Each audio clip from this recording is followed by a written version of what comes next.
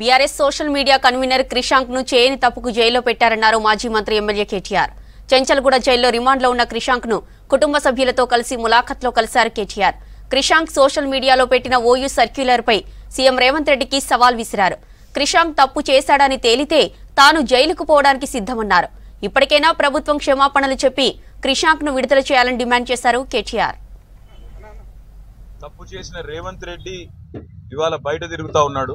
Forgery చేసి Osmania chief warden యొక్క లెటర్ను forgery చేసిన క్రిమినల్ ఏమో ఈ రాష్ట్రానికి ముఖ్యమంత్రి, కానీ అసలు నోటీస్ని బయట పెట్టిన క్రిషాంక్నేమో ఈరోజు చెంచల్గూడ జైల్లో పెట్టినారు.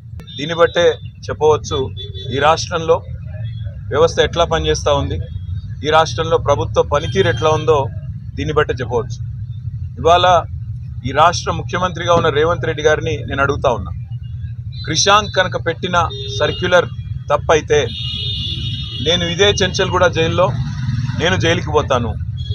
ఒకవేళ నువ్వు పెట్టిన సర్క్యులర్ ఫేక్ అని మేము రుజువు చేస్తే నువ్వు జైల్లో కూర్చుంటావా అని చెప్పి నేను రేవంత్ రెడ్డిని అడుగుతా ఉన్నా.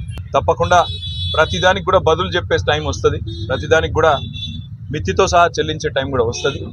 ఒక ఫాల్స్ కేసులా ఇన్ని రోజులు జైల్లో పెట్టడం క్రిషాంక్ని, what message are we giving to the public? నిజంగానే కష్టం ఉన్నోళ్ళు ఇట్లా ఫాల్స్ కేసులనే లోపటేసి ఇన్ని రోజులు పెడుతున్నారంటే ఎవరన్నా జ్యుడిషియరీకి అప్రోచ్ అయ్యే అవకాశం ఉంటుందా?